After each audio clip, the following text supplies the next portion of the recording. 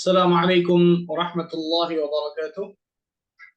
Innal hamdalillah nahmaduhu wa nasta'inuhu wa nastaghfiruh wa natubu ilaih wa na'udzu billahi min shururi anfusina wa min sayyiati a'malina. May yahdihillahu fala mudilla lahu wa may yudlil fala hadiya lahu. Ashhadu an la ilaha illallah wahdahu la syarika lahu wa ashhadu anna Muhammadan 'abduhu wa rasuluh. Salawatullahi wa salamuhu alaihi نبينا وحبيبنا محمد صلى الله عليه وعلى آله وصحبه وسلم. قال الله تعالى في كتابه الكريم: يا أيها الذين آمنوا اتقوا الله حق تقاته ولا تموتن إلا وأنتم مسلمون. أما بعد. Ikhwani wa akhwati fiddin, rahimani wa rahimakumullah, saudara-saudariku sekalian, Bapak Ibu sekalian yang semoga Allah tabaraka wa taala selalu diberikan keberkahan oleh Allah azza wa jalla di dalam hidupnya.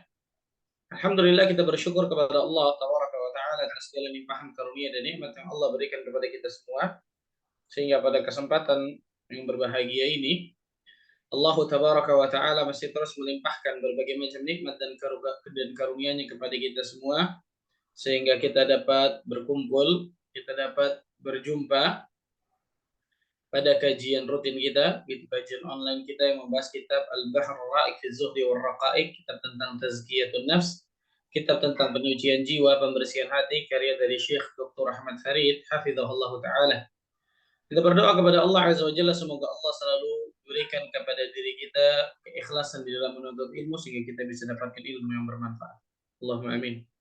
Salat dan salam semoga tercurah kepada Rasulina al-Karim, Nabi kita Muhammad sallallahu alaihi wasallam, Nabi akhir zaman, Nabi yang telah membawa kita dari zaman kejahilian, dari zaman kebodohan, dari zaman keterasingan akan ilmu menuju zaman yang terang menerangkan ilmu syar'i, itu zaman as-sunnah. Ma'asyiral muslimin wal muslimat rahimani wa rahimakumullah. Bapak Ibu sekalian, hari ini insyaallah taala kita akan masuk bab baru setelah kemarin sudah kita selesaikan bab tentang az-zuhud. Hari ini insyaallah taala kita akan masuk bab tentang as-sabr. Tentang as-sabr. Al-Imam Ibnu Qayyim al-Jauziyah rahimahullahu taala mengatakan al-iman nisfan. Iman itu terbagi dua, nisfus sabr wa nisfus syukur. Setengahnya adalah sabar dan setengahnya lagi adalah syukur. Jadi iman itu terbagi dua, bayangkan subhanallah. Kata para ulama, salah satunya Ibnu Qayyim al-Jauziyah, setengahnya itu adalah rasa sabar dan setengahnya itu adalah rasa syukur kepada Allah. Karena itu kita sering temukan dalam Al-Quran, contoh Allah berfirman dalam surat Ibrahim, inna fi dzalika laayatin likulli sabbarin syakur. Sesungguhnya yang demikian itu ada tanda-tanda kebesaran Allah. Bagi siapa? Bagi orang-orang yang sabar dan syakur. Bagi orang-orang yang sabar dan syakur. Apa itu sabar? Sighah mubalaghah. Sesuatu yang senantiasa atau selalu. Jadi sabarnya bukan sekali dua kali, tapi selalu senantiasa bersabar. Itu sabar. Begitu juga syakur. Sighah mubalaghah. Sesuatu yang senantiasa atau selalu. Bersyukurnya bukan sekali dua kali, tapi senantiasa selalu bersyukur kepada Allah azza wa jalla. Nah, tanda-tanda kebesaran Allah azza wa jalla bisa didapatkan bagi dua orang ini nih. Orang yang selalu bersabar dalam hidupnya dan orang yang selalu bersyukur di dalam hidupnya. Nah, makanya ulama sampai mengatakan agama ini terbagi dua, bayangkan. Setengahnya adalah rasa sabar dan setengahnya lagi adalah rasa syukur kepada Allah. Dan hari ini insyaallah taala kita akan bahas setengah dari iman tersebut adalah as-sabr. Sabar. Apa itu sabar? Apa itu sabar? Kita sering sudah jadi bahasa Indonesia ini sabar, betul ya? Sering dengar kita kata-kata sabarnya. Tapi apa maknanya? Secara bahasa, kata para ulama, secara bahasa as-sabr artinya adalah huwal man'u wal habsu. Mencegah dan menahan diri. Itu sabar menurut bahasa nih. Mencegah dan menahan diri. Al-man'u wal habsu. Mencegah, menahan diri. Ini secara bahasa. Adapun secara istilah banyak para ulama mendefinisikan sabar. Kita berikan 3 definisi paling ya tentang sabar ini. Yang pertama, definisi sabar menurut istilah yang pertama, huwa habsun nafsi 'anil jaza' wal lisani 'anit tashakki wal jawarihi 'an latamil khudud wa syaqqil juyub wa nahwi dzalik.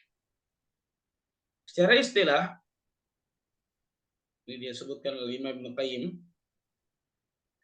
habsun nafsi 'anil jaza', menahan diri dari keputusasaan. Menahan diri atau menahan jiwa dari berputus asa. Menahan jiwa dari berputus asa. Kemudian wal lisan 'anit tasyakki, dan menahan lisan dari berkeluh kesah. Dan menahan lisan dari berkeluh kesah. Yang ketiga, wal jawarihi 'an latamil khudud wa syaqqil juyub wa nahwi dzalik. Dan menahan anggota badan kita nih, dan menahan anggota badan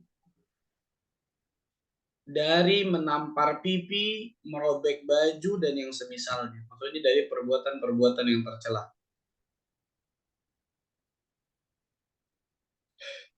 Ini perbuatan-perbuatan yang tidak baik. Ini perbuatan-perbuatan yang diharamkan. Menahan anggota badan dari menampar pipi, merobek baju, dan yang semisalnya. Maksudnya adalah menahan anggota badan kita dari berbuat sesuatu yang tidak dibolehkan dalam syariat. Tidak baik.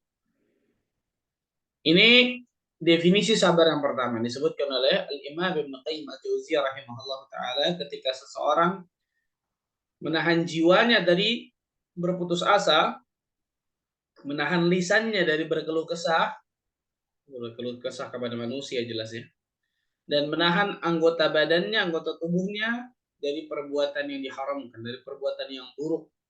Contohnya menampar pipi, merobek baju, dan seterusnya. Nah ini apa? Ini sabar menurut istilah yang disebutkan oleh para ulama, salah satunya Ibnu Qayyim Al-Jauziyah rahimahullah ta'ala. Definisi kedua. Qila as-sabr al-wuquf ma'al bala' bi husnil adab. Merespon cobaan dengan akhlak yang baik. Ini kalau ini lebih kepada ujian cobaan. Definisi ini yang kedua. Merespon cobaan dengan akhlak yang baik. Merespon cobaan dengan akhlak yang baik. Ini yang kedua nih. Merespon cobaan dengan akhlak yang baik. Yang ketiga, disebut oleh Syekh Muhammad bin Shalih Al-Utsaimin rahimahullah taala dalam kitabnya Syarah Thalathatul Usul. Sabar, kata beliau, adalah meneguhkan diri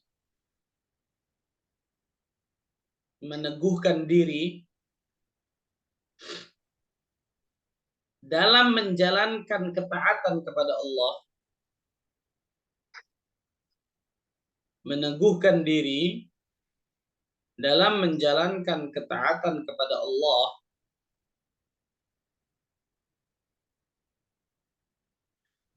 menahannya dari perbuatan maksiat kepada Allah. Lanjutannya nih, menahannya dari perbuatan maksiat kepada Allah,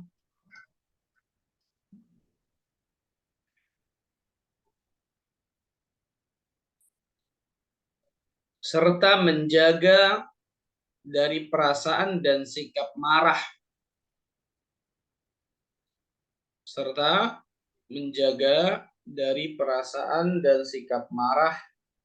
dalam menghadapi takdir Allah.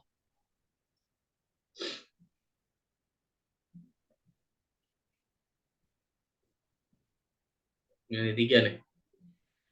Sabar, kata Syekh Muhammad bin Shalih Al-Utsaimin rahimahullah taala, meneguhkan diri dalam menjalankan ketaatan kepada Allah, menahan diri dari apa? Perbuatan maksiat kepada Allah, serta menjaga diri dan perasaan dari sikap marah dalam menghadapi takdir Allah tabaraka wa taala.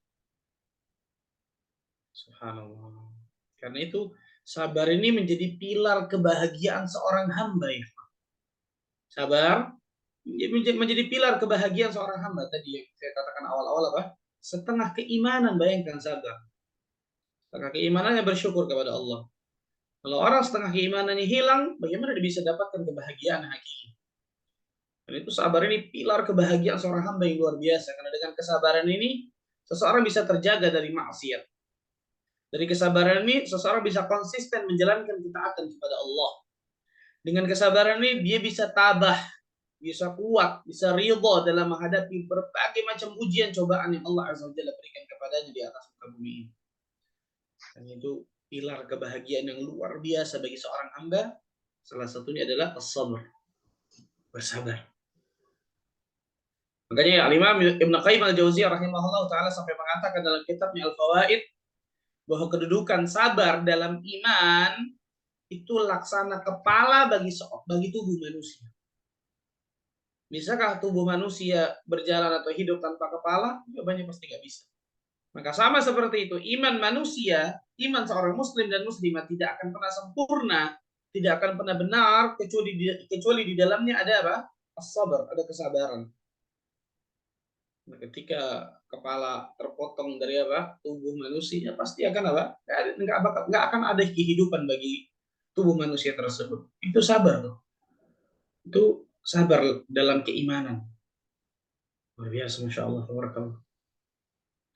Nah, ikhwatal iman rahimani rahimakumullah. Sabar ini menjadi terpuji dan berpahala ketika memenuhi 3 syarat. Nah, jadi sabar ini bisa termasuk terpuji dan berpahala. Allah kasih pahala berarti dalam sabarnya ketika memenuhi 3 syarat. Di kamar mandi semua sisiran situ siram ntar ya. Ini juga nih si bapak aduh kuku. Ketika memenuhi 3 syarat. Yang pertama, al-ikhlasu lillahi ta'ala. Ikhlas karena Allah. Sabarnya ikhlas lillahi ta'ala. Karena Allah dia sabar. Bukan karena yang lainnya. Bukan karena selain Allah dia sabar. Nah, udah terpaksa mau gimana lagi. Saya bukan ikhlas karena Allah kalau seperti itu. Dia pepet yang mentok. Atau karena manusia misal dia sabar. Enggak, tapi ikhlas karena Allah tabaraka wa ta'ala ketika dia sabar. Yang kedua, tidak mengeluh kepada manusia. Tidak berkeluh kesah kepada manusia. Tadi itu definisi sabar yang di atas. Wal lisan 'anit tasyakki. Tidak mengeluh kepada manusia. Kalau dia mengeluhnya kepada Allah, dia mengadukan masalahnya kepada Allah, luar biasa bagus. Innama ashku bathi wa huzni ila Allah. Sesungguhnya aku mengadukan permasalahanku, kesedihanku, keluh kesahku hanya kepada Allah Azza wa Jalla. Oh, ini istimewa ini. Tapi ternyata banyak dari kita bukan berkeluh kesah dan mengadukan permasalahan kita kepada Allah, tapi hanya kepada makhluk. Alhamdulillah min dzalik. Yang ketiga, sabar pada tempatnya. Yang ketiga, sabar pada tempatnya. Maksudnya kapan itu? Sabar innama sabru 'inda sadmatil ula. Yaitu ketika pertama kali mendapatkan musibah. Ketika pertama kali hantaman tuh. Innama sabru 'inda sadmatil ula. Sesungguhnya kesabaran itu hanya ketika pertama kali hantaman. Hanya ketika pertama kali dapat musibah, itu sabar sejati. Itu sabar sebenarnya, bukan sudah besoknya atau seminggu ke depan, sebulan ke depan baru sekarang saya sabar. Udah habis itu. Udah telat. Pokoknya sabar ini subhanallah luar biasa. Ujiannya mendadak nggak dikasih tahu. Jadi kalau kita sekolah, tiba-tiba masuk guru mengatakan sekarang hari ini sekarang ujian, buka langsung kertas masing-masing. Kaget pasti kita kan. Itu sabar tuh gitu tuh biasa tuh ujian dari Allah. Nggak kenal waktu, nggak kenal keadaan, luar biasa. Bukan bisa jadi kemudian ujiannya bertubi-tubi dari Allah, luar biasa. Lihat. Maka ketika sabarnya pada tempatnya, salah satu ini pada waktu pertama kali mendapatkan musibah, waktu pertama kali hantaman ujian tersebut. Ini 3 syarat disebutkan oleh para ulama di antaranya dalam kitab As-Sabrul Jamil. Sabar itu terpuji dan mendapatkan pahala dari Allah Tabaraka wa Ta'ala ketika sabarnya ikhlas karena Allah. Dia lakukan itu karena Allah Azza wa Jalla, bukan karena manusia, bukan karena makhluk, bukan karena selain Allah. Yang kedua, tidak mengeluh, tidak berkeluh kesah kepada manusia, kepada makhluk, tidak, tapi kepada Allah Azza wa Jalla dia berpegang teguh, bersandarkan dirinya. Yang ketiga, sabar pada tempatnya. Kapan itu? Yaitu pada waktu pertama kali mendapatkan musibah, pertama kali mendapatkan hantam. Ikhwatul iman, rahimani wa rahimakumullah, kedudukan sabar dalam Al-Qur'anul Karim itu luar biasa banyak. Di dalam Al-Qur'anul Karim kata para ulama, Allah Tabaraka wa Ta'ala telah menyebutkan tentang kesabaran dalam Al-Qur'an kurang lebih sebanyak 90 kali dalam Al-Qur'an. Coba bayangkan ya. 90 kali dalam Al-Qur'an Allah Azza wa Jalla sebutkan tentang apa? Kesabaran. Dan menyebutkan berbagai macam kebaikan dan derajat yang tinggi dari buah kesabaran ini. Dan nggak mungkin kita sebutkan semua ayatnya. Disebutkan sebagian dari ayatnya. Di antaranya Allah Azza wa Jalla berfirman dalam surat Ali Imran. Paling sering subhanallah. Surat Ali Imran ayat ke-200 ayat terakhir. Surat ketiga ayat ke-200. Surat Ali Imran ayat ke-200. Ya ayyuhalladzina amanu isbiru wa sabiru wa rabitu wattaqullaha la'allakum tuflihun. Wahai orang-orang yang beriman, isbiru, bersabarlah kalian. Wasabiru, dan kuatkanlah kesabaran kalian. Warabitu, dan tetaplah bersiaga. Wattaqullah, dan bertakwalah kepada Allah, la'allakum tuflihun, agar kalian mendapatkan keberuntungan, kebahagiaan, kesuksesan. Al-Imam Hasan Al-Basri rahimahullah ta'ala, seperti dinukil oleh tafsir Ibnu Katsir rahimahullah ta'ala, menafsirkan ayat ini, mereka diperintahkan agar bersabar di atas agama mereka yang telah Allah Azza wa Jalla ridhai untuk mereka, itu agama Islam. Jangan sampai mereka meninggalkannya dengan sebab senang atau susah, sengsara atau sejahtera, sehingga mereka bisa mati dalam keadaan sebagai orang-orang Islam, dan agar mereka menambah kesabaran menghadapi musuh-musuh yang menyembunyikan agama mereka. Ini disebutkan oleh Imam Hasan Al-Basri rahimahullah ta'ala, agar mereka bersabar di atas agama Allah ini. Bersabar di atas agama Allah. Nanti kita jelaskan. Kemudian ayat yang lain ya kawan. Dalam surat Al-A'raf ayat 137. Dalam surat Al-A'raf ayat ke-137. Wa tammat kalimatu rabbikal husna ala bani Israel bima sabaru. Dan telah sempurna perkataan Rabbmu yang baik sebagai janji untuk Bani Israel disebabkan karena kesabaran mereka. Subhanallah. Lihat. Telah sempurna perkataan Allah Azza wa Jalla yang baik, husna, sebagai janji yang Allah Azza wa Jalla berikan untuk Bani Israel disebabkan apa? Disebabkan kesabaran mereka. Allah Azza wa Jalla sebutkan Bani Israel diberikan apa? Kebaikan oleh Allah Azza wa Jalla disebabkan karena kesabaran mereka. Luar biasa, Masya Allah. Allahu Akbar. Ayat yang lain. Dalam surat Az-Zumar. Surat 39 ayat ke-10. Surat 39 Az-Zumar ayat ke-10.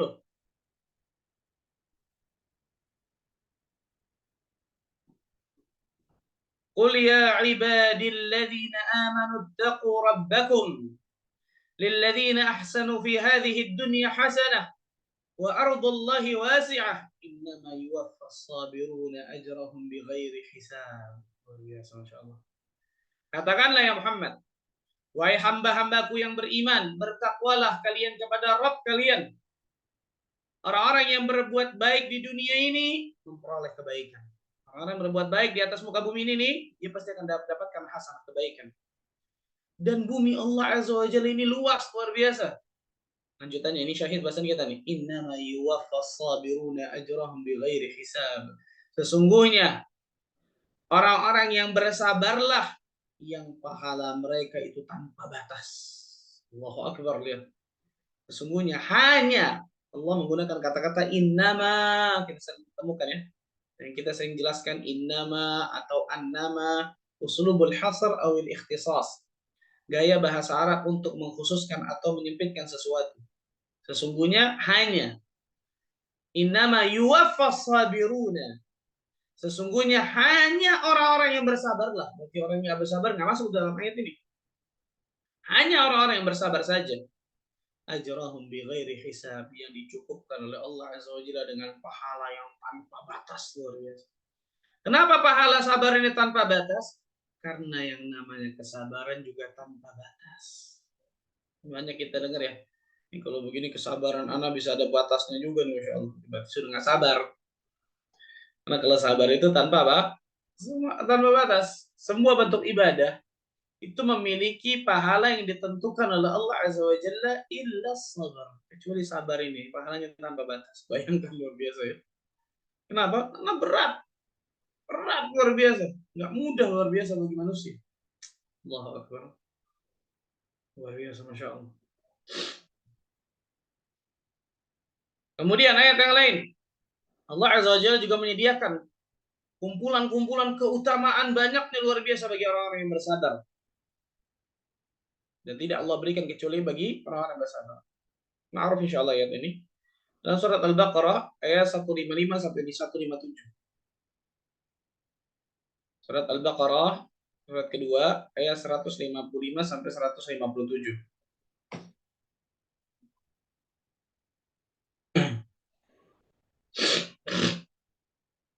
وَلَنَبْلُوَنَّكُمْ بِشَيْءٍ مِنَ الْخَوْفِ وَالْجُوعِ وَنَقْصٍ مِنَ الْأَمْوَالِ وَالْأَنْفُسِ وَالثَّمَرَاتِ وَبَشِّرِ الصَّابِرِينَ. Dan sungguh kami akan berikan ujian, kami akan berikan cobaan kepada kalian dengan sedikit ketakutan, kelaparan, kekurangan harta, jiwa, dan buah-buahan. Sedikit aja nggak banyak. Allah katakan bisyai'in, dengan sedikit. Ketakutan, kelaparan, kekurangan harta, jiwa, dan buah-buahan. Wabasyiris sabirin, berikan kabar gembira tuh bagi orang-orang yang sabar, kata Allah. Siapa mereka? Alladzina idza asabathum musibah qalu inna lillahi wa inna ilaihi raji'un. Itu orang-orang yang apabila ditimpa musibah, mereka mengucapkan istirja'. Inna lillah, sesungguhnya kami ini milik Allah tabaraka wa ta'ala. Wa inna ilaihi raji'un, sesungguhnya kami pasti akan dikembalikan kepada Allah tabaraka wa ta'ala. Ketika dapatkan ujian, cobaan, musibah, mereka ucapkan ini. Dan ini bukan hanya di lisan saja ya, tadi seperti disebutkan sabar dari awal tuh. Hatinya tidak berkeluh kesah, betul ya? Lisannya tidak mengucapkan sesuatu yang buruk, amal perbuatannya dari anggota tubuhnya tidak melakukan sesuatu yang diharamkan dalam syariat. Ulaika alaihim salawatun min rabbihim wa rahmah, kata Allah. Mereka tuh orang-orang yang akan dapatkan keberkahan yang sempurna dari Allah. Allahu Akbar. Keberkahan yang sempurna dan rahmat dari Allah tabaraka wa ta'ala, dari Rabb mereka. Wa ulaika humul muhtadun, dan mereka adalah orang-orang yang mendapatkan petunjuk ya. Mereka dapatkan salawat, itu keberkahan dari Allah. Sebagian Allah mengatakan keberkahan dari Rabb mereka. Mereka dapatkan rahmat, mereka dapatkan petunjuk dari Allah Azza wa Jalla. Allahu Akbar. Dan ayat-ayat semisal tentang masalah ini sangat luar biasa banyak. Ayat sering kita dengar innallaha ma'as sabirin, betul ya? Sesungguhnya Allah Azza wa Jalla bersama orang-orang yang sabar. Apa maksudnya bersama orang-orang sabar?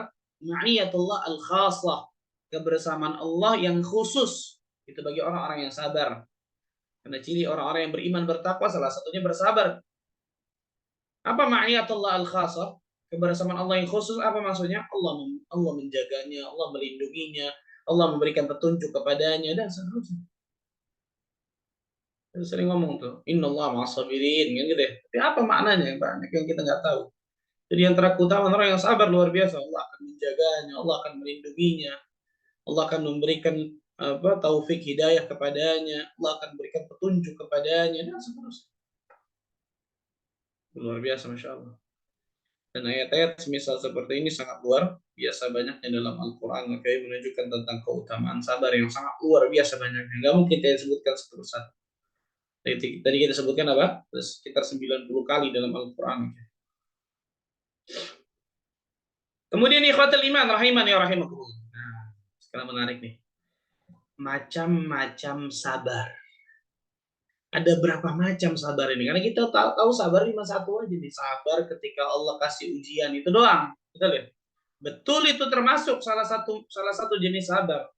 Tapi bukan hanya itu kata para ulama. Sabar itu terbagi tiga kata para ulama. Sabar yang qasimu ila thalathati aqsam. Sabar ini terbagi menjadi tiga macam, tiga jenis. Yang pertama, as-sabr ala ta'atillah. Yang pertama, bersabar dalam menjalankan ketaatan kepada Allah. Pertama, bersabar di dalam menjalankan ketaatan kepada Allah tabaraka wa ta'ala. Nanti kita jelaskan nih. Sabar dalam menjalankan ketaatan kepada Allah dan terbagi lagi dan dalil-dalil.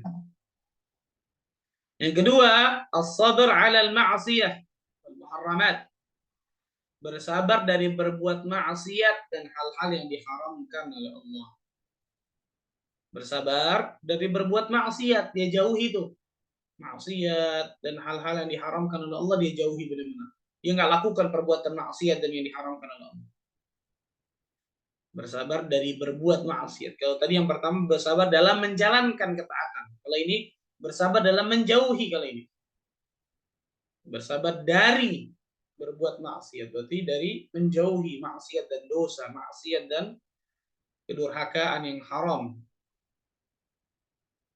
Terus ada kesabaran, nanti kita akan sebutkan. Kalau nggak sabar, dia akan dengan mudah melakukan maksiat dan dosa kepada Allah. Baru yang ketiga yang kita tahu nih, bersabar menghadapi takdir-takdir Allah yang tidak kita sukai. Yang menyakitkan. Kalau takdir Allah yang senang, wah senang kita. Gitu deh. Dapatkan nikmat dan seterusnya. Tapi bersabarnya menghadapi takdir-takdir Allah al-mu'limah yang tidak kita sukai. Yang menyakitkan.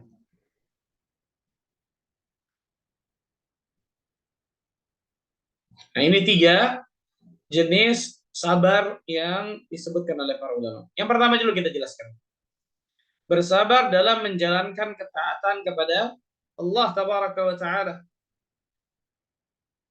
Perlu kita ketahui bersama nih, ikhwan, ketaatan kepada Allah azza wa jalla itu berat dan menyulitkan jiwa seseorang biasa. Untung lagi tidur. Tidur enak-enak, Masya Allah. As-salatu khairun minan naum. Fitrah manusia, lagi tidur enak-enak mau digangguin ya? Nggak mau. Betul ya? Tapi karena sabar dia jalankan ketaatan kepada Allah azza wa jalla, dia salat subuh. Betul ya? Lihat nih. Yang namanya ketaatan kepada Allah kata para ulama itu biasanya berat dan menyulitkan jiwa seseorang. Makanya biasanya awalnya harus dipaksa. Awalnya biasanya kita untuk bisa merasakan kenikmatan dalam ibadah, dalam ketaatan, biasanya awalnya itu harus memaksa diri kita.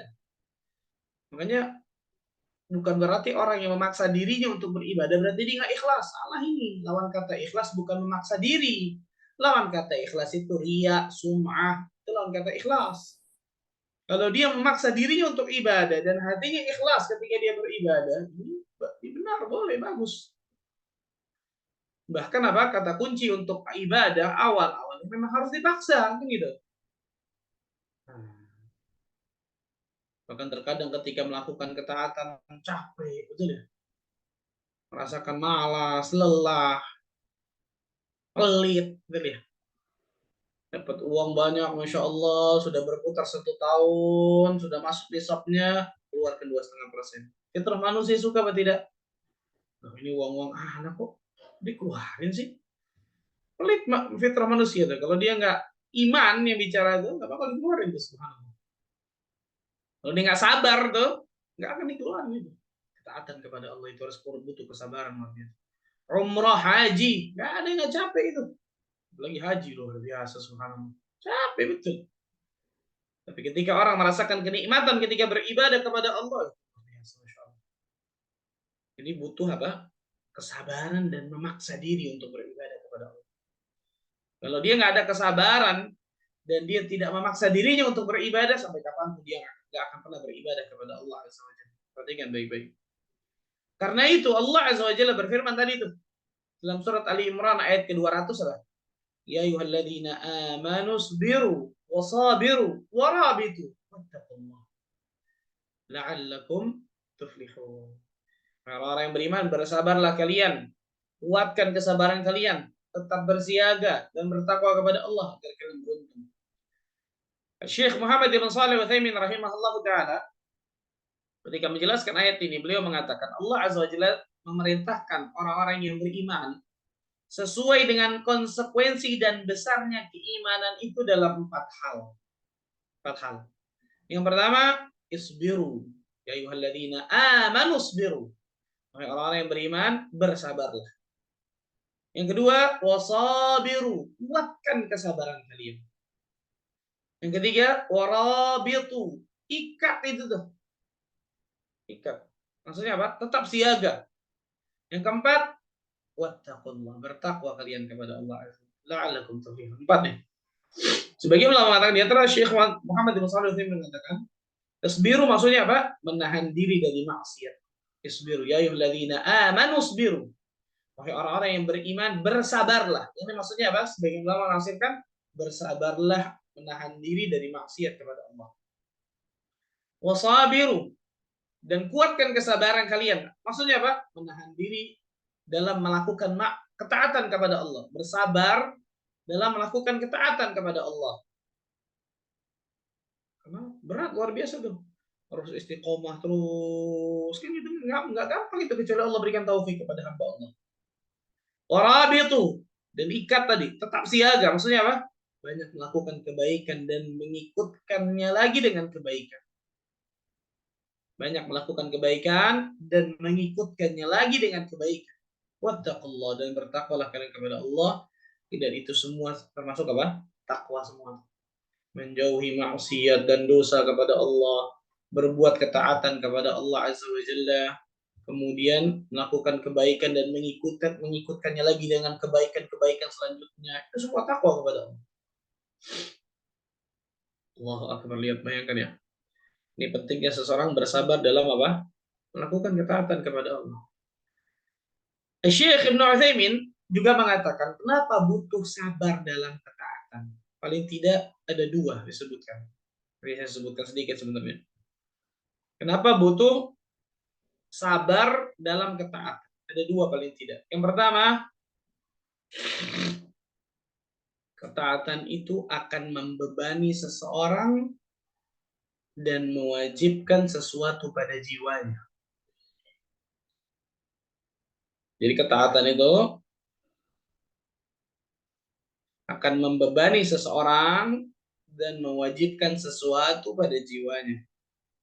Jadi ketaatan kepada Allah nih, disuruh sholat, disuruh puasa, disuruh zakat, disuruh haji, disuruh umrah, disuruh jihad, disuruh ini, kan gitu.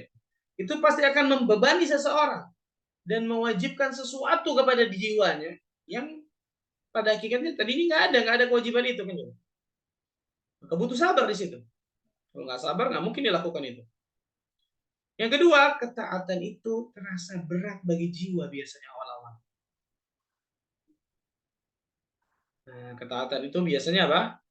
Berat bagi jiwa biasanya awal-awal.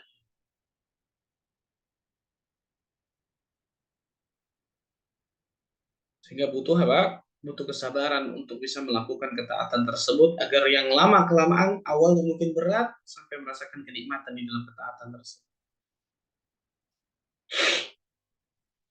Banyak ayat dalam Al-Quran dan juga hadis Nabi Sallallahu Alaihi Wasallam yang memerintahkan kita untuk bersabar dalam ketaatan ini. Di antaranya Allah Azza wa Jalla berfirman di dalam surat Al-Insan. Surat 76 Al-Insan ayat 23 dan 24. Surat Al-Insan, surat 76, ayat 23 dan 24. Inna nahnu nazzalna 'alaikal Qur'ana tanzila. Fasbir li hukmi rabbika wa la tuti' minhum athiman aw kafura. Sesungguhnya kami telah menurunkan Al-Quran kepadamu ya Muhammad dengan berangsur-angsur, sedikit demi sedikit. Maka bersabarlah kalian untuk melaksanakan ketetapan Rabb kalian. Ya, Allah surah apa? Fasbir li hukmi rabbika. Bersabarlah kalian menjalani hukum-hukum Allah Azza wa Jalla. Bersabarlah kalian untuk melaksanakan ketetapan Rabb kalian. Wala tuti' minhum athiman aw kafura, dan janganlah kalian ikuti orang yang berdosa dan orang yang kafir di antara mereka. Jangan kalian ikuti orang-orang yang pendosa dan orang-orang yang kufur di antara mereka. Subhanallah. Ayat yang lain dalam surat Maryam, surat 19 ayat 65. Surat Maryam, surat 19 ayat 65. Rabbus samawati wal ardi wa ma bainahuma fa'budhu wastabir li'ibadati hal ta'lamu lahu samiyya. Ini Allah sebutkan 3 langsung tauhid nih, rububiyah, uluhiyah, asma wa sifat nih dalam ayat ini. Rabbus samawati wal ardi, tauhid rububiyah. Rabb yang menguasai, yang memiliki, yang menciptakan langit dan bumi. Wa ma bainahuma, dan apa yang ada di antara keduanya. Fa'budhu, maka ibadahilah dia. Tauhid uluhiyah. Ibadahilah dia, karena Allah Azza wa Jalla yang ciptakan langit dan bumi ini, karena Allah Azza wa Jalla memilikinya, karena Allah Azza wa Jalla yang mengaturnya, karena Allah Azza wa Jalla yang menguasainya, fa'budhu, maka beribadahlah kepadanya. Ibadahilah dia. Wastabir li'ibadatihi. Nah, ini dia. Dan wastabir, ada tambahan huruf to, bukan wasbir, bukan hanya wasbir loh. Di dalam kaidah bahasa Arab apa? Ziyadatul huruf tadullu ala ziyadatil ma'na. Penambahan huruf dalam bahasa Arab itu berarti penekanan dalam makna. Wastabir li ibadati, dan ekstra bersabarlah, berteguh hatilah dalam beribadah kepada Allah. Karena kalian sudah tahu nih, Allah yang ciptakan kalian, Allah yang menguasai, Allah yang memiliki, Allah yang menghidupkan, mematikan, memberikan rezeki, dan seterusnya rububiyah. Maka hanya Allah Azza wa Jalla yang patut untuk diibadahi. Fa'budhu, ibadahilah dia. Wastabir li ibadati, dan bersabarlah dengan ekstra yang sabar. Berteguh hatilah kalian dalam apa? Beribadah kepada Allah Azza wa Jalla. Karena kalau enggak, kalian enggak akan pernah bisa beribadah tanpa kesadaran. Hal ta'lamu lahu samiyya. Apakah kalian mengetahui ada seseorang yang sama ada orang yang sama dengan dirinya, dengan Allah Azza wa Jalla maksudnya? Apakah ada makhluk yang sama dengan Allah yang patut disembah? Tidak ada. Ini tauhid apa? Asma wa sifat. Dalam satu ayat nih, Maryam ayat 65 ada 3 tauhid. Rububiyah, uluhiyah, asma wa sifat. Masya Allah. Syahid bahasan kita adalah wastabir bi'ibadati, dan bersabarlah dengan ekstra sabar dalam beribadah kepada Allah Azza wa Jalla. Karena kalau tidak, kita akan lepaskan itu. Na'udzubillah min dzalik, dari apa? Ketaatan kita kepada Allah. Ayat yang lain. Dalam surat Thaha, surat 20 ayat 132. Ini menarik ayat ini. Luar biasa nih. Bagi orang-orang yang pencinta dunia luar biasa, lihat ayat ini baik-baik. Bagi orang-orang yang mau cari rizki, lihat ayat ini baik-baik. Surat Thaha ayat 132. Wa'mur ahlaka bis salati wastabir 'alaiha. Ya, wastabir lagi, ada huruf tambahan ta lagi. Perintahkan keluarga kalian untuk mendirikan salat, wastabir 'alaiha, dan bersabarlah dengan kesabaran ekstra dalam mengerjakan. Jadi apa? Memerintahkan keluarga kita untuk sholat, untuk mereka taat kepada Allah Azza wa Jalla, itu harus apa? Wastabir 'alaiha, harus sabar dengan ekstra sabar ketika menyuruh mereka untuk sholat dan ketaatan kepada Allah yang lain. La nas'aluka rizqan nahnu narzuquk. Kami enggak minta rezeki kepada kalian, kata Allah. Kami enggak minta rezeki kepada kalian wahai manusia. Kami akan berikan rezeki kepada kalian. Allahu Akbar. Kami akan berikan rezeki kepada kalian, kata Allah.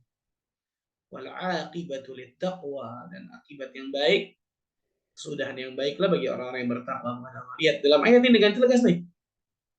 Kalian perintahkan keluarga kalian sholat, sabar di dalamnya, itu sabar menjalankan ketaatan kepada Allah yang paling besar jelas sholat, luar biasa. Kami yang akan kasih rizki bagi kalian. Kami nggak minta rizki untuk kalian. Ini menunjukkan apa? Ibadah kepada Allah Azza wa Jalla dengan ikhlas dan ittiba'ur Rasul itu kunci-kunci pembuka rizki. Kalau rizki kita ada yang seret, ada yang nggak benar misalnya, ikhwannya, coba lihat bagaimana ibadah kita kepada Allah. Coba lihat bagaimana hubungan kita dengan Allah Tabaraka wa Ta'ala. Kalau hubungan kita dengan makhluk ada yang rusak misal, coba lihat juga hubungan kita dengan Rabbul Alamin. Dengan jangan penyebab utamanya hubungan kita dengan Allah ternyata sudah rusak duluan. Sebelum hubungan kita dengan makhluk yang rusak. Sebelum Allah Azza wa Jalla berikan kesulitan bagi rizki seseorang. Allahu Akbar, subhanallah. Rasul sallallahu alaihi wasallam bersabda, "Huffatil jannah bil makarih wa huffatin nar bis syahawat." Surga itu dikelilingi dengan sesuatu yang dibenci. Ya, surga diciptakan Allah kemudian dikelilingi dengan sesuatu yang dibenci. Saya katakan tadi, anak-anak tidur suruh bangun. As-salatu khairan minal. Nggak suka kita. Fitrah manusia itu nggak suka sebenarnya awalnya. Tapi karena itu ibadah diwajibkan, apalagi kemudian dia merasakan kenikmatan, dia merasakan kebutuhan akhirnya ibadah tersebut, jadi nikmat tuh di ujung nanti. Tapi awalnya adalah apa? Sesuatu dibenci. Wa huffatin nar bisyahwat, dan neraka dikelilingi dengan sesuatu yang apa? Yang syahwat, yang disukai oleh manusia. Allahu Akbar. Orang zina misalnya, nggak ada tanggung jawab. Betul ya? Beda ketika nikah, ketika hamil harus tanggung jawab, kan gitu. Ini, itu, zina, habis zina bayar selesai. Gitu. Bahkan mungkin nggak bayar, naudzubillah min dzalik. Mau hamil, mau nggak ada urusan. Tapi itu semua dalam neraka semua. Ya. Huffatil jannah bil makarih wa huffatin nar bisyahawat. Surga dikelilingi dengan sesuatu yang dibenci dan neraka dikelilingi dengan sesuatu syahwat yang disukai. Pentingnya bersabar dalam menjalankan ketaatan. Allahu Akbar, subhanallah. Kemudian ikhwatul iman, rahimani wa rahimakumullah. Ini menarik, masih bersabar menjalankan ketaatan ini. Bersabar dalam menjalankan ketaatan itu ada 3 keadaan. Bersabar dalam menjalankan ketaatan itu ada 3 keadaan. Yang pertama, sebelum menjalankan ketaatan. Sebelum nih. Yang pertama sebelum. Yang kedua ketika menjalankan ketaatan. Yang ketiga setelahnya. Jadi saat bersabar melakukan ketaatan, menjalankan ketaatan, itu dalam 3 keadaan kata para ulama. Yang pertama sebelum. Yang kedua ketika sedang menjalankan ketaatan. Ketika pada saat menjalankan ketaatan. Kemudian yang ketiga setelahnya. Sebelum menjalankan ketaatan, harus apa? Meluruskan niat, ikhlas, sabar, hilangkan dari noda-noda riya. Itu harus ada. Kalau nggak, dan itu harus apa? Harus sabar dalam itu semua tuh. Sabar dalam mengecek niat, betul ya? Sebelum saya menjalankan ketaatan, saya cek niat dulu. Itu kan harus sabar tuh. Kalau nggak sabar, nggak bakal dijalankan itu. Cek niatnya, gitu. Meluruskan niatnya, ikhlaskan Allah sebelum menjalankan ketaatan. Ketika sedang menjalankan ketaatan, jangan sampai apa? Jangan sampai bermalas-malasan. Jangan sampai tidak mengingat Allah Azza wa Jalla, kan gitu. Jangan sampai lalai ketika menjalankan ketaatan. Sholat betul, tapi ingatnya apa? Ketika Allah Akbar takbiratul ihram sama salam. Kacau nih. Lalai benar-benar luar biasa dalam sholat. Kata imam baca apapun dia nggak tahu. Tapi pasti baca apa imam? Pikirannya kemana-mana tuh, lalai luar biasa. Lalai dari niat Allah ketika beribadah. Atau malas-malasan ketika beribadah kepada Allah. Atau tidak menjalankan adab-adab yang benar ketika dia beribadah kepada Allah. Kalau nggak ada kesabaran, nggak bakal dilakukan itu. Harus sabar dalam menjalankan itu semua. Coba ya, kami luar biasa sabar ini. Allahu Akbar. Allahu Akbar. Sampai selesai amalan. Betul ya? Sebelum cek niat, ketika jalankan ketaatan itu terus tuh. Ingat Allah Azza wa Jalla, tidak bermalas-malasan. Kemudian beradab ketika menjalankan ketaatan tersebut sampai amal itu selesai. Setelahnya, jangan sampai apa?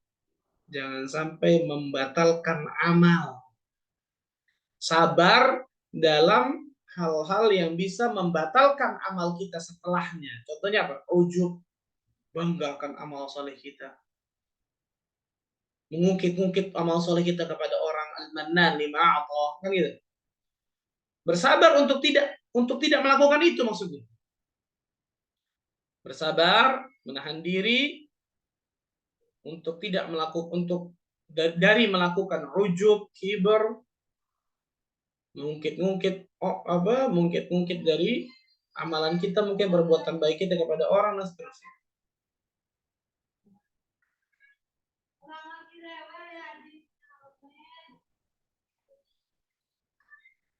Ini 3 keadaan yang disebutkan oleh para ulama dalam kesabaran ketika menjalankan ketaatan kepada Allah Taala. Yang kedua, sabar dalam menjauhi maksiat.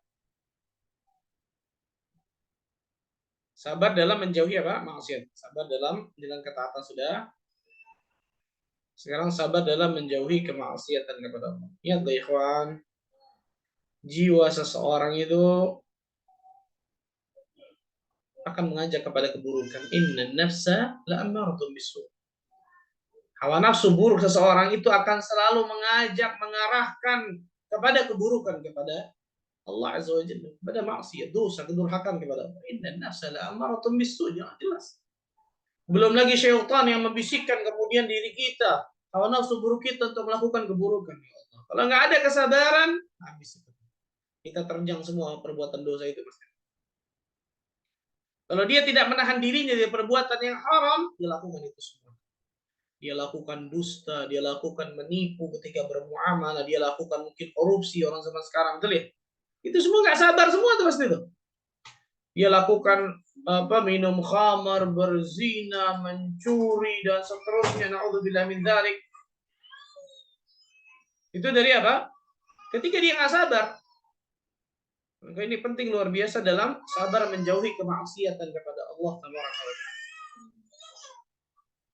Dan sabar ini nih, yang kedua ini nih, sabar dalam menjauhi maksiat itu akan tumbuh kata para ulama jika seorang hamba memahami bahwa segala macam perbuatan dosa dan maksiat merupakan kehinaan dan kehancuran.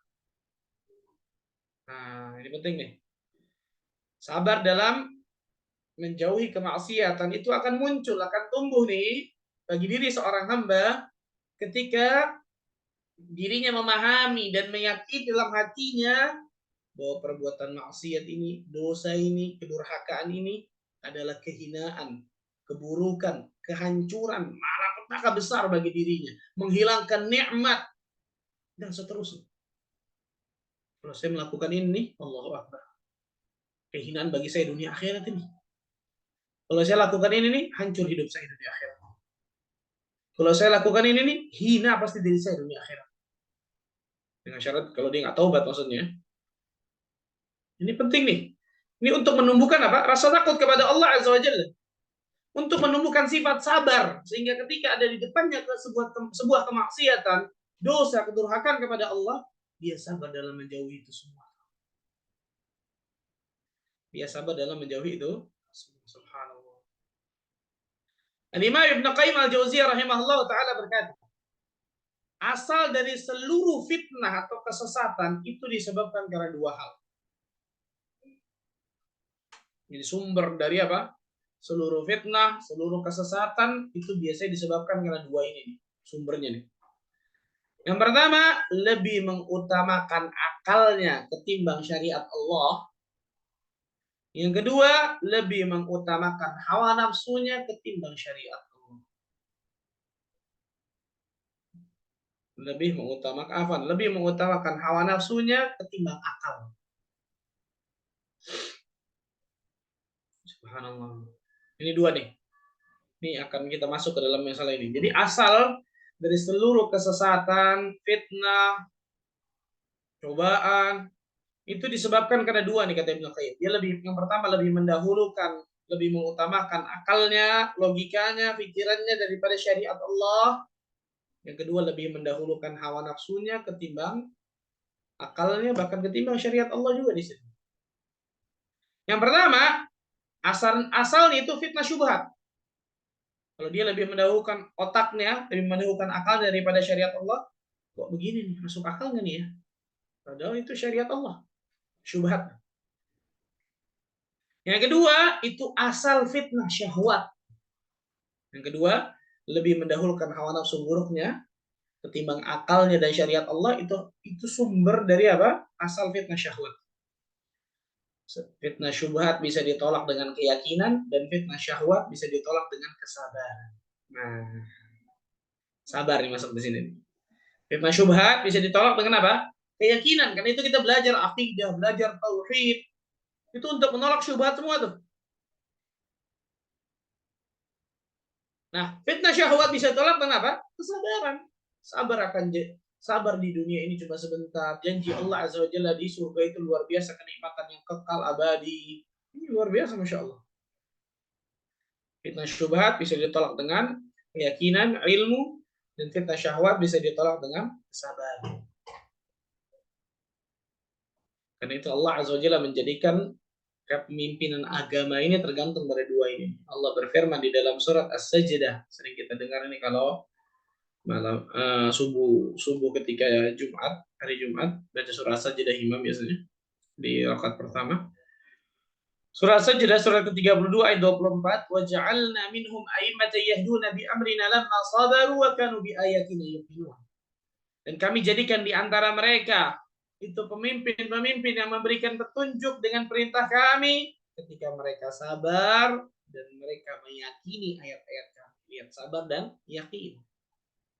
Syekhul Islam Ibnu Taimiyah mengatakan dua ini bisabri wal yaqini tunalu imamatu fid din.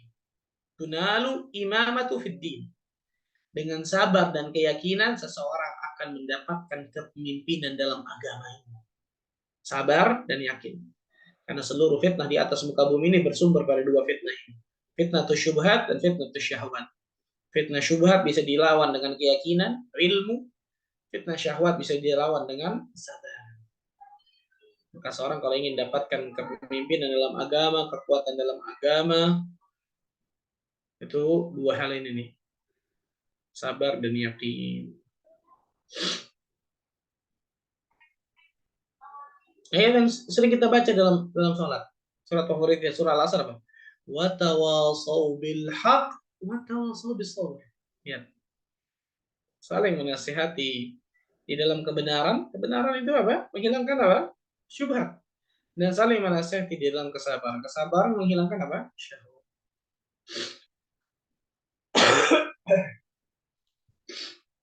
Yang ketiga, terakhir, sabar menghadapi takdir yang tidak kita sukai, takdir yang pahit.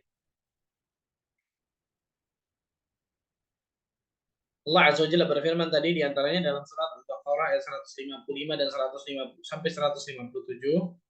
وَلَنَبْلُوَنَّكُمْ بِشَيْءٍ مِنَ الْخَوْفِ وَالْجُوعِ وَنَقْصٍ مِنَ الْأَمْوَالِ وَالْأَنْفُسِ وَالثَّمَرَاتِ وَبَشِّرِ الصَّابِرِينَ. Dan sungguh kami akan berikan cobaan kepada kalian dengan sedikit ketakutan, kelaparan, kekurangan harta, jiwa dan buah-buahan. Berikan kabar gembira bagi orang-orang yang sabar. Siapa mereka? Alladzina idza asabathum musibah qalu inna lillahi wa inna ilaihi raji'un. Itu orang-orang yang apabila ditimpa musibah mereka mengucapkan kalimat istirja'. Inna lillah, sesungguhnya kami milik Allah, wa inna ilaihi raji'un, sesungguhnya kami pasti akan dikembalikan kepada Allah Azza wa Jalla. Kepada Allah lah kami akan kembali. Ulaika alaihim salawatun min rabbihim wa rahmah wa ulaika humul muhtadun. Mereka itulah orang yang mendapatkan keberkahan yang sempurna dan rahmat dari Rabb mereka, dan mereka itulah orang yang mendapatkan petunjuk dari Allah. Salah satu keutamaan dari orang-orang yang sabar menghadapi musibah, cobaan, ujian yang dia tidak sukai, subhanallah. Ayat yang lain dalam surat Al-Baqarah ayat 177. Surat Al-Baqarah ayat 177. Was-sabirina fil ba'sa'i wad-dharra'i wa hinal ba's. Ulaika alladziina shadaqu wa ulaika humul muttaqun. Dan orang-orang yang sabar dalam kesempitan, penderitaan, dan dalam peperangan. Fil ba'sa' wad-dharra' wa hinal ba's. Dia bersabar dalam kesempitannya, penderitaannya, peperangan mungkin. Ulaika alladziina shadaqu. Mereka orang-orang yang jujur keimanannya. Mereka itu orang-orang yang benar keimanannya, itu kata Allah. Ulaika humul muttaqun, dan mereka itulah orang-orang yang bertakwa kepada Allah Azza wa Jalla. Rasulullah Shallallahu Alaihi Wasallam bersabda, "Ajaban li amril mu'min." Sungguh menakjubkan perkaranya orang yang beriman. Inna amrahu kullahu khair. Semua perkara itu baik. Apa itu perkaranya? In asabathu sarra syakar fakana khairul lah. Apabila dia mendapatkan kenikmatan, dia bersyukur dan itu baik bagi dirinya. Wa in asabathu dharra sabar fakana khairul lah. Apabila dia mendapatkan keburukan, cobaan, musibah yang dia tidak sukai, dia bersabar dan itu baik bagi dirinya. Wal isadzaka illa lil mu'min. Dan perkara seperti ini tidak kita temukan kecuali adanya pada orang mukmin yang beriman. Allahu akbar. Nah, ini baru pembagian tentang masalah apa? Sabar. Baru pembagian tentang masalah sabar. Insyaallah taala ke depannya kita akan bahas tentang bagaimana menjadi orang yang sabar. Kemudian juga tentang hal-hal yang bisa menghalangi kita untuk bersabar, kemudian buah manis dari kesabaran dan seterusnya insyaallah. Wallahu a'lam bishawab. Ini mungkin yang saya bisa sampaikan. Silakan mungkin kalau ada yang mau.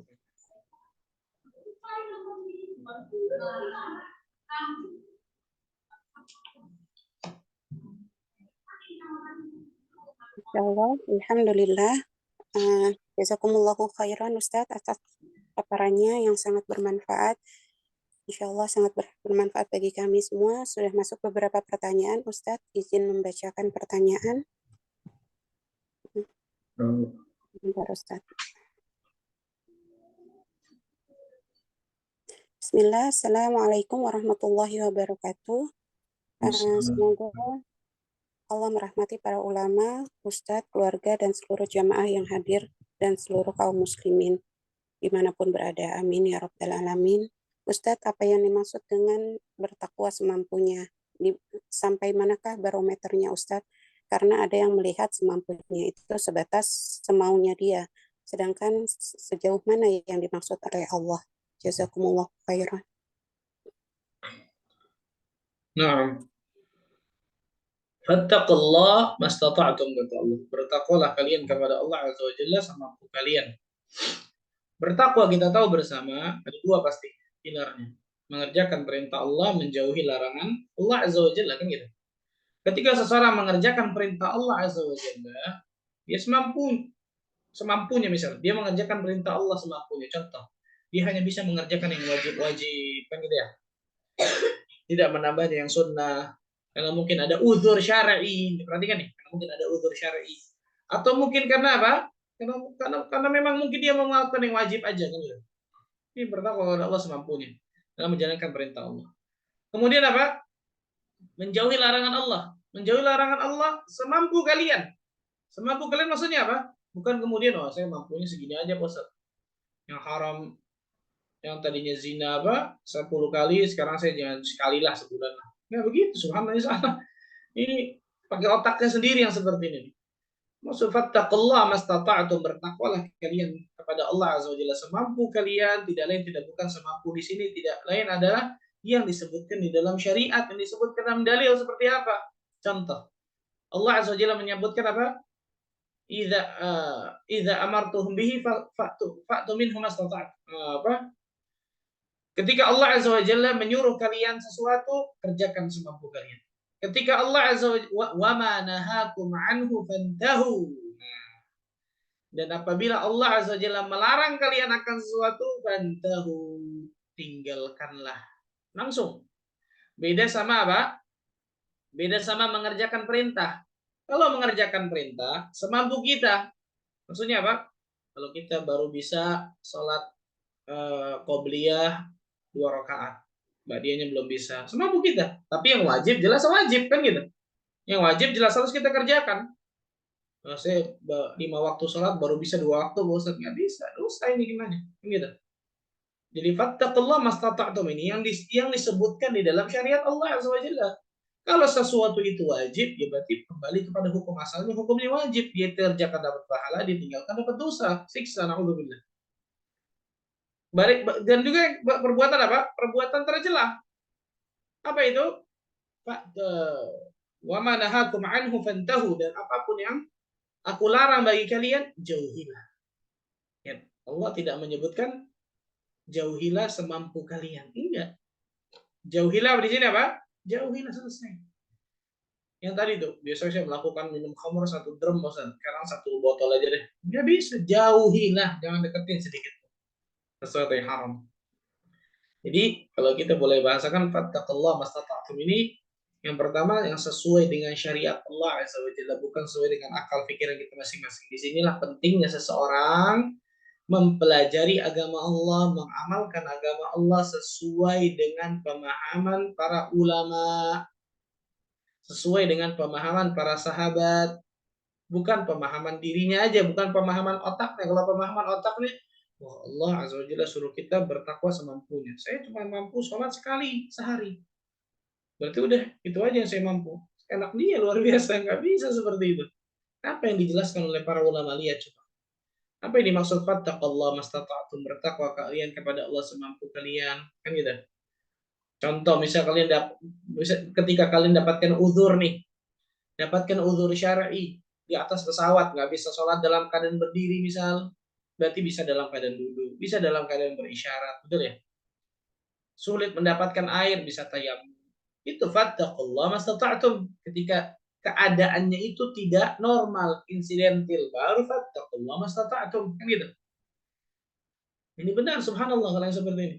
Atau tadi dalam menjalankan sesuatu, menjauhi sesuatu yang haram. Misal di hutan nggak ada, luar biasa, kalau saya nggak makan babi ini saya akan mati. Baru fattaqullah mastata'tum, dalam keadaan darurat, betul ya?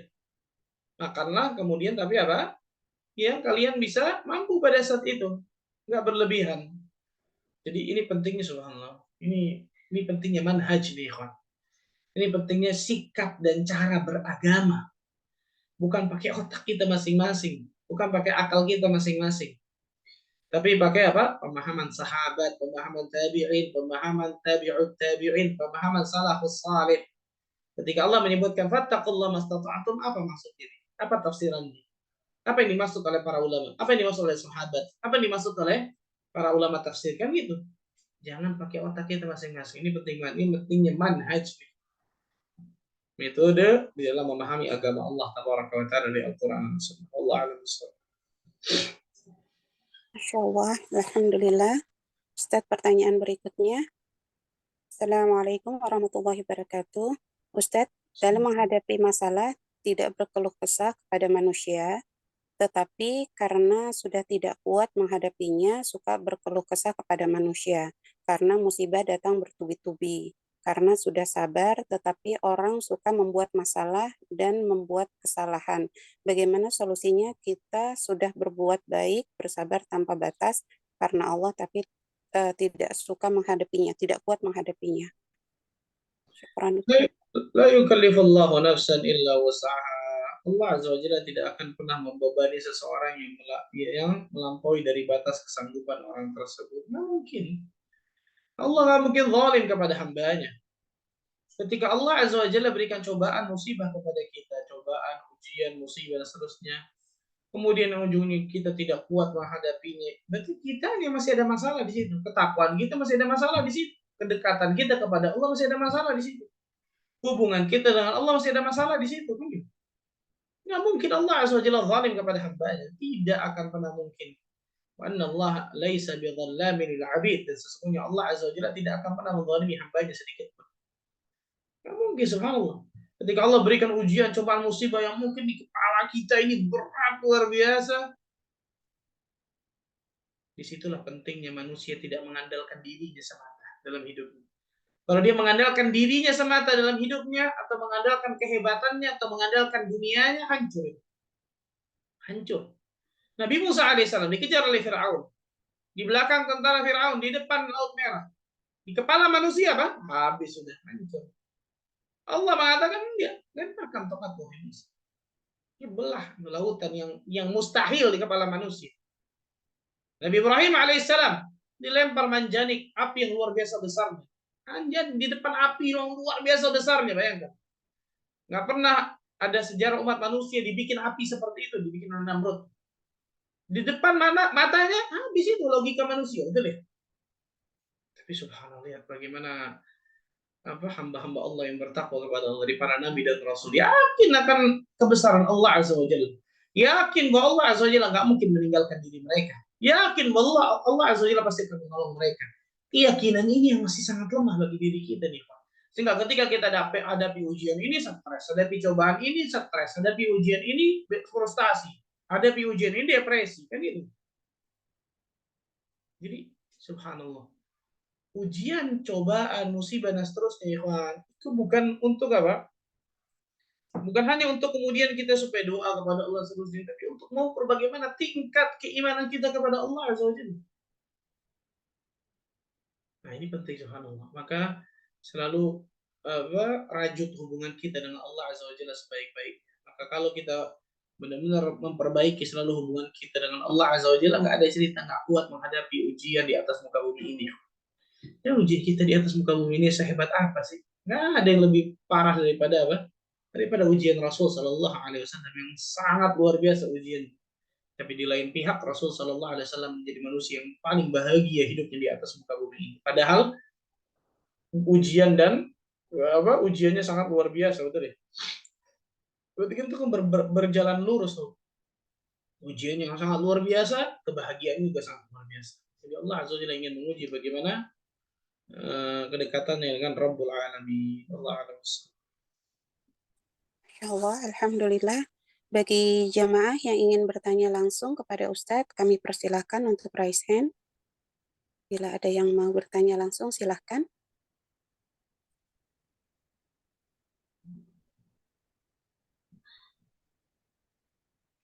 Assalamualaikum warahmatullahi wabarakatuh, Ustaz. Assalamualaikum warahmatullahi wabarakatuh. Barakallahu fiikum, Ustaz. Izin bertanya, Ustaz. Jika dalam menghadapi suatu ujian, kita kan harus di hantaman pertama, Ustaz bilang. Jika ternyata kita pernah gagal di hantaman pertama dan tersadar, beristighfar, memohon ampun kepada Allah, Ustaz. Itu hukumnya bagaimana, Ustaz? Karena kita merasa, oh salah nih kita nih, harusnya begini gitu, Ustaz. Itu tindakan seperti itu bagaimana, Ustaz? Mohon penjelasan, Ustaz. Jazakumullahu khairan kasiran. Nah, yang pertama jelas, hadis ini jelas innamas sabru 'inda sadmatil ula. Sesungguhnya kesabaran itu ketika pertama kali hantaman atau pertama kali Allah berikan ujian kepadanya. Bagaimana kalau ketika pertama kali ujian tersebut kita gagal? Kedepannya baru kemudian apa? Kita sadar, istighfar dan seterusnya.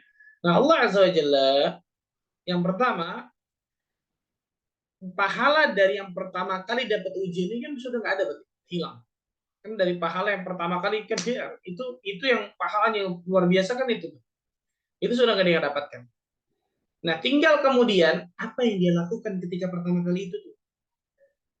Na'udzubillah min dzalik, dia suudzon sama Allah, dia benci sama Allah, dia marah sama Allah akan ujian tersebut, cobaan yang dia nggak suka tersebut.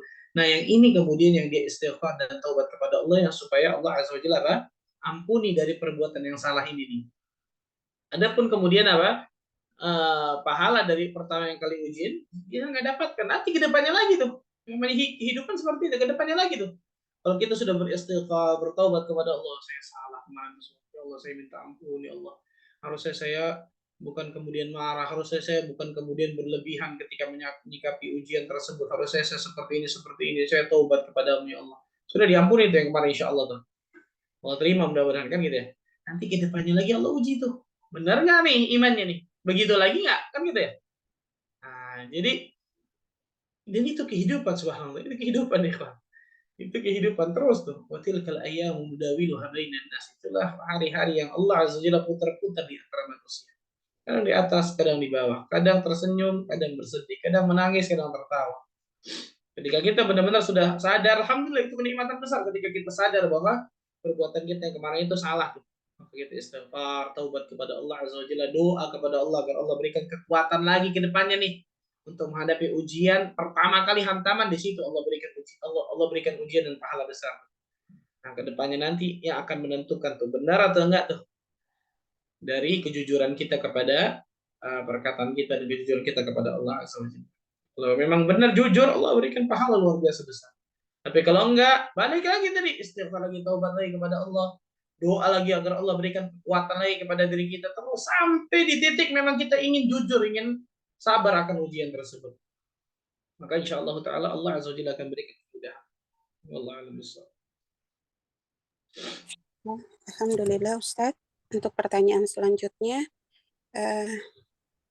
Ustadz, Ana ada kontrak kerjasama dengan perusahaan Trakindo, di mana salah satu alat berat yang dipakai adalah Caterpillar yang merupakan milik Amerika dan terang-terangan mendukung Zionis. Ana sudah kontrak dengan perusahaan ini lebih dari 20 tahun.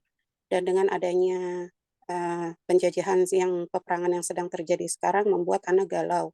Ada satu kontrak yang akan berakhir di Desember ini dan ada satu kontrak baru yang akan masuk kembali. Bagaimana Ana harus menyikapi ini?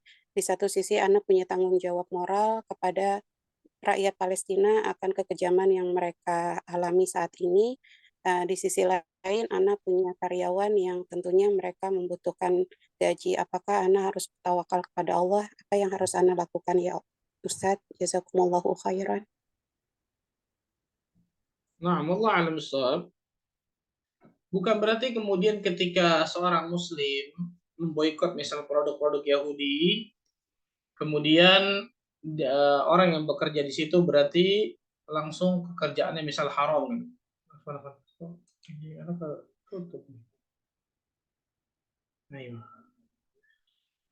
Jadi disebutkan oleh para ulama bukan berarti kemudian ketika dia bekerja mungkin di perusahaan-perusahaan yang memang mendukung dan seterusnya berarti pekerjaan di situ sesuatu yang haram. Allah alam berbedakan mengharamkan satu produk dengan memboikotnya. Karena pada hakikatnya produk tersebut kalau selama produknya halal, halal kan gitu ya.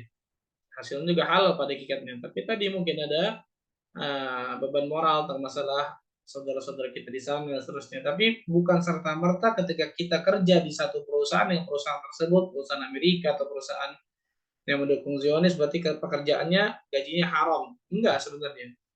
Nah, bedakan untuk mengharamkan sesuatu dengan memboikot sesuatu ini dua hal yang berbeda kata para ulama.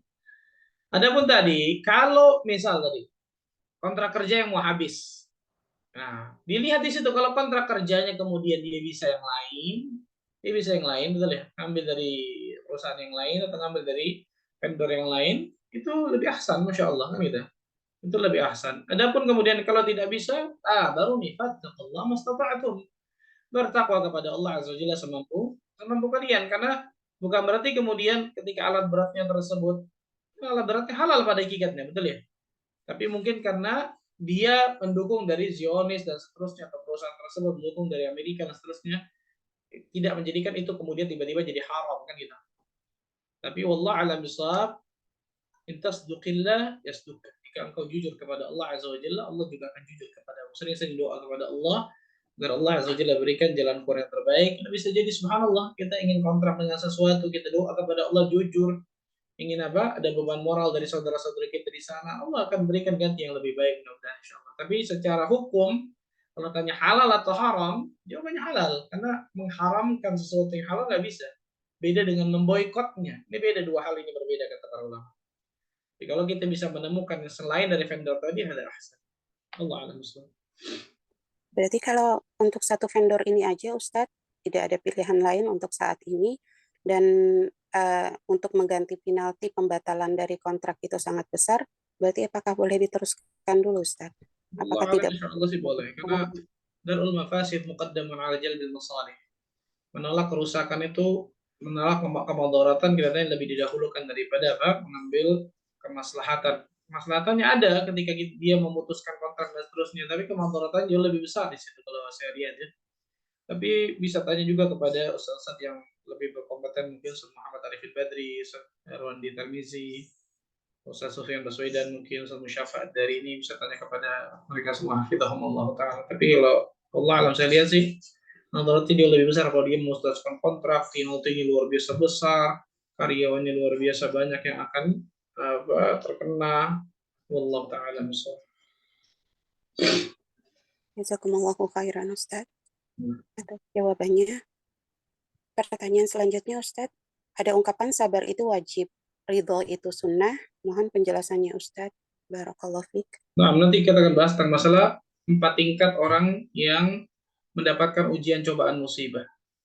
benci, nggak suka, marah, ngedumel, suudzon yang pertama, yang paling buruk. Yang kedua sabar, yang ketiga ridho, yang keempat syukur. Nanti kita akan bahas setelah itu. Ridho dengan sabar memang ada sedikit perbedaan. Kalau ridho lebih tinggi derajatnya biasanya daripada sabar. Kalau sabar mungkin dia ada sesuatu yang dia nggak sukai, tapi dia tahu Allah wajibkan diri untuk sabar, menahan hatinya, menahan lisannya, menahan anggota tubuhnya dari berbuat sesuatu yang buruk, sehingga dia sabar. Tapi kalau ridho biasanya apa? Dia yakin apapun yang Allah takdirkan kepadanya itu yang paling terbaik bagi dirinya. Allah alam. Masya Allah. Masih bisa pertanyaan, Ustaz? Silakan. Pertanyaan berikutnya, bila izin bertanya, Ustaz, apakah suami yang melarang istrinya melihat isi HP-nya berarti ada sesuatu yang dirahasiakan? Bagaimana menyikapi supaya istri bisa lebih percaya kepada suaminya? Mohon nasihatnya, Ustaz. Jazakumullahu khairan. Tidak perlu seorang istri melihat kepada HP suaminya, begitu juga sebaliknya. Tidak perlu seorang suami melihat kepada HP istrinya. Kenapa? Kan itu privasi masing-masing. Yang pertama. Yang kedua, di dalam apa? Rumah tangga itu butuh dengan kepercayaan. Butuh dengan apa? Kepercayaan untuk apa? Apa faedahnya coba? Akhirnya kemudian ketika lihat sesuatu, ini ada ini. Ujung-ujungnya apa? Ujung-ujungnya kemudian suudzon dan seterusnya. Subhanallah seperti ini. Bahkan kalau ditanya hukum sebenarnya, ketika HP suaminya ada sesuatu yang buruk, maksiat, dosa, istrinya nggak akan nanggung di situ. Tapi kalau HP istrinya ada sesuatu yang buruk, istrinya nanggung, suaminya nanggung di situ. Uang pusakum ahlikum nar, betul ya? Kalau kita melihat itu, harusnya berarti seharusnya suami yang melihat bagaimana ngecek HP istrinya, kan gitu. Nanti Ustaz, nanti kalau nikah lagi, kita kenapa nikah lagi? Kiamat kubro kalau nikah lagi atau apa seterusnya? Maksudnya di sini saya ingin tegankan bukan kemudian menghalalkan ini, bukan itu. Kepercayaan itu luar biasa dalam rumah tangga, ya. Kepercayaan itu sangat luar biasa dalam rumah tangga, itu yang pertama. Kalau nggak ada sesuatu yang melihat mencurigakan dan sesuatu, apa kemudian? Untuk apa? Akhirnya menjadikan sesuatu yang apa? Menjadikan sesuatu yang mengganjal aja dalam hati kita. Kalau yang seperti ini sudah kalas, tawakal kepada Allah Azza wa Jalla, kemudian apa? Kerjakan kewajiban seorang istri, doa kepada Allah Azza wa Jalla, Allah Azza wa Jalla akan berikan apa? Yang terbaik kepada diri. Wallahu a'lam bishawab. Ada yang raise hand, Ustaz? Silakan Unida Rashad. Ya, jazakillah khairan Dek Cut. Assalamualaikum warahmatullahi wabarakatuh Ustadz. Assalamualaikum. Semoga Ustadz dan keluarga selalu dalam rahmat dan lindungan Allah Subhanahu wa taala. Begitu juga ulama-ulama kita yang terdahulu dan semua jemaah kajian di Zoom ini pada khususnya dan umat Islam pada umumnya selalu dalam rahmat Allah Subhanahu wa taala. Afwan Ustadz mungkin sedikit di luar tema membacakan titipan pertanyaan tentang suami yang cemburu, suami yang tidak cemburu Ustadz, apakah termasuk kepada apa itu dayus yang seperti itu Ustadz? Dasarnya bukan tidak cemburu, tapi suami sangat mempercayai suami fulana sangat mempercayai fulana. Jadi tidak ada rasa cemburu, bukan tidak gimana ya Ustaz, emang ini saya meringkasnya. Bahwasanya saya percaya kepada kamu begitu Ustaz. Jadi suaminya nggak pernah cemburu gitu Ustaz. Itu bagaimana itu Ustaz hukumnya dalam syariat gitu Ustaz? Karena suami benar-benar percaya sama istrinya begitu Ustaz. Nah, yang pertama yang dimaksud the youth adalah ketika seorang kepala keluarga mendiamkan ada sesuatu yang haram di dalam keluarganya. Ini yang dimaksud kecemburuan, yang dimaksud ini nih. Kecemburuan terhadap agama Allah, kecemburuan terhadap syariat Allah. Dia melihat sesuatu yang haram pada keluarganya, anaknya, istrinya, udahlah, biarinlah, gimana lagi. Nah, ini the youth yang seperti ini. Dia mendiamkan ada suatu keburukan, kemaksiatan, dosa yang dilanggar oleh keluarganya, anak istrinya. Ini the youth yang seperti ini. Itu maksudnya. Adapun kemudian saya katakan tadi, misal seorang suami memang percaya kepada istrinya, atau sebaliknya seorang istri memang percaya kepada suaminya, itu bagus pada hakikatnya. Itu bagus, kecuali memang ada indikasi-indikasi yang mengarahkan kepada keburukan. Itu lain cerita kalau seperti itu. Tapi kalau suami saya percaya kepada anti, yang kemarin itu misal masa lalu engkau saya nggak pernah ungkit-ungkit itu. Saya nggak perlu tahu itu masa lalu seperti apa. Yang saya tahu sekarang sampai ke depannya saya percaya kepada anti. Silakan, nggak ada masalah. Bagus banget malah itu dalam keluarga, dalam rumah tangga seperti itu, masya Allah. Nah, bahkan karena di antara suudzon, keburukan itu di antara benih-benih yang bisa menghancurkan rumah tangga, kata para ulama asal itu. Itu madakhilu syaitan ilal qalbi. Pintu-pintu masuknya syaitan ke dalam hati manusia tentang masalah tersebut. Jadi bagus Pak Diki. Jadi yang dimaksud dayuth itu adalah ketika seorang kepala keluarga melihat, mengetahui dengan pasti, dengan jelas, mendengar kan gitu. Ketika ada keburukan, kemaksiatan, dosa yang dia lakukan pada anggota keluarganya, kemudian dia mendiamkan. Ini baru dikatakan dayuth. Adapun kemudian kalau dia memang sifatnya mungkin cuek, suami tersebut bahkan mungkin tadi percaya mendengar kepada istrinya, silakan, selama memang nggak ada sesuatu indikasi keburukan dari istrinya, bagus, masya Allah kan gitu. Ini saya jawab secara umum jelas ya, karena setiap kasusistik bisa beda-beda. Iya. Allah alam bisawab. Itu mungkin yang saya bisa sampaikan ya. Semoga Allah tabaraka wa ta'ala berkahi pertemuan kita. Semoga Allah azza wa jalla jadikan dari kita termasuk golongan hamba-hamba Allah yang selalu Allah berikan hidayah taufik untuk meniti siratal mustaqim sampai nantinya Allah azza wa jalla wafatkan dari kita semua dalam keadaan husnul khatimah. Sebagaimana Allah azza wa jalla kumpulkan kita di via Zoom ini, semoga Allah bisa kumpulkan kita juga nanti surga firdaus tanpa hisab dan tanpa adab. Allahumma amin rabbal alamin. Subhanakallah bihamdika asyhadu an la ilaha illa anta astaghfiruka wa atubu ilaik. Wassalamualaikum warahmatullahi wabarakatuh. Waalaikumsalam warahmatullahi wabarakatuh. Jazakumullahu khairan Ustaz untuk ilmu yang sudah disampaikan hari ini. Insya Allah menjadi manfaat bagi Ustaz dan kami semua. Amin ya rabbal alamin. Bila Ustaz ingin meninggalkan ruang Zoom lebih dulu, Pak Yatafal